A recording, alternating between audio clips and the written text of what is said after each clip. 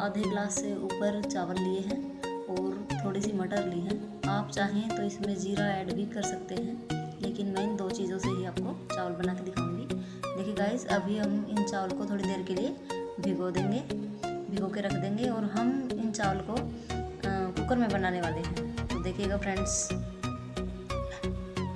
चावल को हमने थोड़ी देर के लिए भिगो दिया था और अभी हम गैस का फ्लेम लो करके इसमें चावल डाल देंगे। अभी हम इसमें पानी ऐड करेंगे।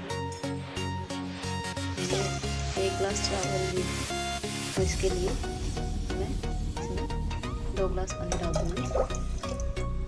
देखिए,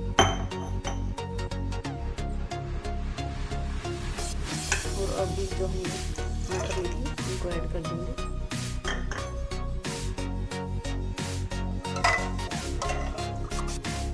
और अभी हम इसमें चाहें तो थोड़ा सा आप नमक ऐड कर सकते हैं। मैं इसमें थोड़ा सा नमक ऐड करूँगी।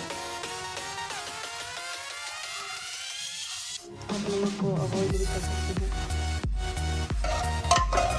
और अभी हम इसको लो फ्लेम पे इसमें 2-3 सीटी आने के बाद बंद कर देंगे।